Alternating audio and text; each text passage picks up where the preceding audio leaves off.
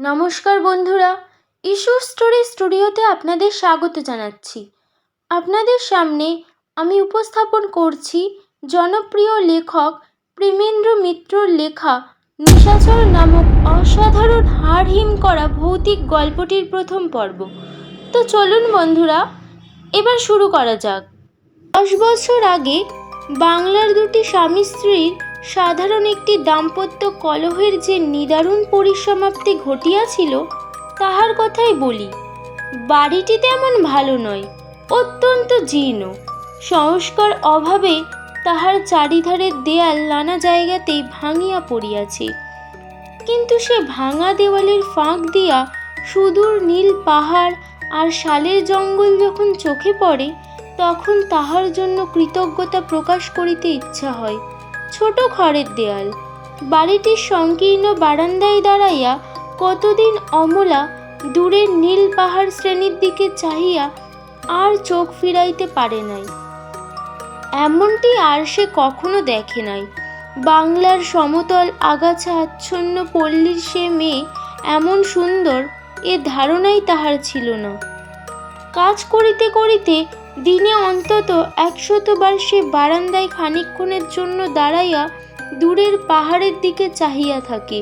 স্বামীকে অন্তত 100 বার দিনে ঘুরাইয়া ফিরাইয়া সেই এক কথাই বলি, ভারী সুন্দর দেশ না গো।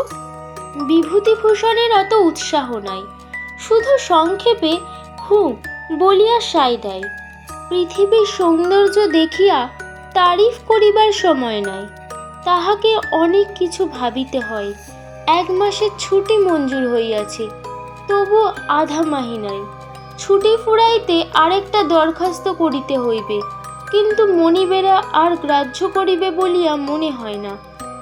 অথচ অমলা 1 মাসে কী বা এমনই সারবে? দিন কুড়ি হইয়া গেল, তবু নিয়মিত জ্বর এখনো আসিতেছে। এখানকার লোকেরা বলে অন্তত 3 মাস না থাকিলে নাকি এখানকার জলবায়ু ভালো করিয়া গায়েই বসে না। কিন্তু 3 মাস ছুটি যদি না মিলে, এখানকার খরচ কুলাইবে কেমন করিয়া?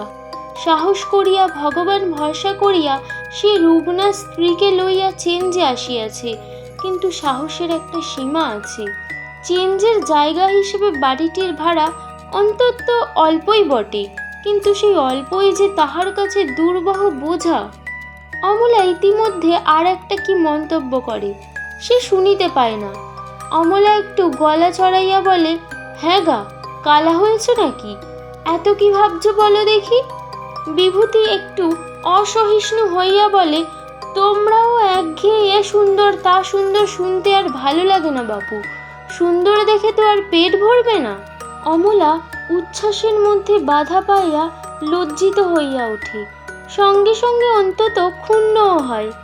স্বামীর ভাবনা যে কি তাহা সে জানে না এমন নয়, কিন্তু স্বামী নিজেই তাহাকে বারবার সকল ভাবনা ত্যাগ করিতে বলিয়াছে। চেঞ্জে আসার কথায় খরচের কথা ভাবিয়া সে আপত্তি করিয়াছিল, কিন্তু নানাভাবে বুঝাইয়া তাহার সে আপত্তি দূর করিয়াছে। সে সম্বন্ধে কোনো কথা পারিলে স্বামী বলিয়াছে, ভাবনা টাবনা ছেড়ে তুমি শুধু তাড়াতাড়ি সেরে উঠবার চেষ্টা করো দেখি। প্রথম প্রথম তাহাদের কি সুখেই কাটিয়াছে। নূতন দেশের সৌন্দর্য বিস্ময় মুগ্ধ চোখে শুধু দেখিয়া নয়, পরস্পরকে বলিয়া যেন তারা ফুরাইতে পারে না। কিন্তু গত কয়দিন হইতে স্বামীর ভাব যেন কেমন বদলাইতে শুরু করিয়াছে।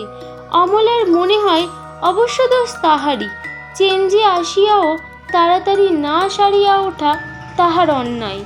না সারিলে টাকা খরচ বৃথাই হইবে। তবুও স্বামীর বিরক্তি সে আশা করে নাই। মুখখানি স্নান করিয়া সে ঘরের ভিতর চলিয়া যায়, ভাবে স্বামীর বিরক্তি নিশ্চয়ই ক্ষণিকের। এখনই সে অনুতপ্ত হইয়া হয়তো ক্ষমা চাহিতে আসিবে, না রাগ করিয়া সে থাকিবে না, কি একটা মজা করিবে। শুধু সৌন্দর্য দেখিয়াই একদিন সে সব ভুলিত, পেট ভরাইবার জন্য ব্যস্ত হইত না, তাহার স্মরণ করিয়া দিবে। কিন্তু অনেকক্ষণ কাটিয়া গেলেও বিভূতির আসিবার কোনো লক্ষণ দেখা যায় না। অমলা রাগ করিবে না ভাবিয়াছিল বলিয়া বোধহয় তাহার অভিমান হঠাৎ প্রচণ্ড হইয়া ওঠে। অকারণে স্বামীর সামনে গিয়া 2-4 বার যাতায়াত করিয়া সে ঘরে আসিয়া হঠাৎ খিল দেয়। দরজায় খিল দিলে কেন গো, কি হলো আবার? অমলা সাড়া দেয় না। বিভূতি 2-4 বার কড়া নাড়ে, খুলিবার জন্য অনুরোধ করে। তাহার পর নিজে হইতে বিরক্ত হয়। মেয়েদের কোনো কাজের যুক্তি খোঁজার নিষ্ফলতা সে অনেকদিন আগেই উপলব্ধি করিয়াছে। খিল খুলিতে পীড়াপিড়ি করিলে বেশি দেরি হইবে, এ কথা বুঝিয়া সে নীরবে খানিক বাদে নিজের কাজে চলিয়া যায়।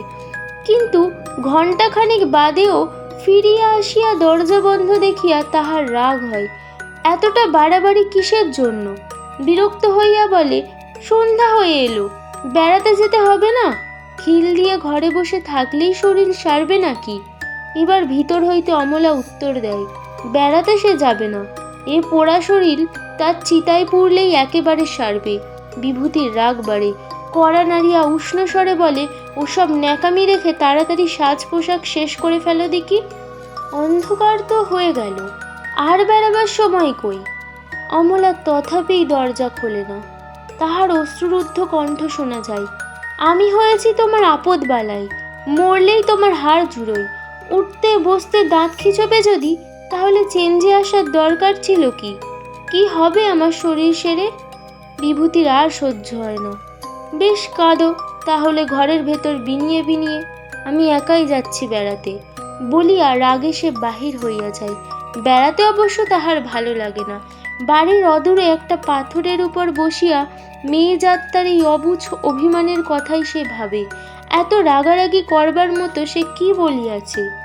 আর যদি একটা রূঢ় কথা বাহির হইয়াই গিয়া থাকে, তাহার জন্যে কি সন্ধ্যাটা মাটি করিতে হয় এমন করিয়া? আর কটা দিনই বা আছে। এখানের প্রত্যেকটা দিন যে তাহাকে কি মূল্যে কিনিতে হইয়াছে সে ভালো করিয়া জানে। এই কটা দিনের উপর সে ভরসা করিয়া আছে। অমলা জ্বর সারানো চাই, তাহার ভেতরে এই মূল্যবান দিনের একটি নষ্ট হইয়া গেল ভাবিয়া দুঃখের আর সীমা থাকে না। কে জানে কতটা উপকার এই দিনটিতেই হইতে পারিত। হয়তো কাল আর জ্বর আসিত না। অন্ধকার হইতে সে বিষণ্ণ মনে বাড়ি ফিরিয়া আসে। অমলা ঘর হইতে বাহির হইয়াছে, বেড়াইতে না যাক, উনুন ধরাইয়া রান্না চড়াইতে ভুলে নাই।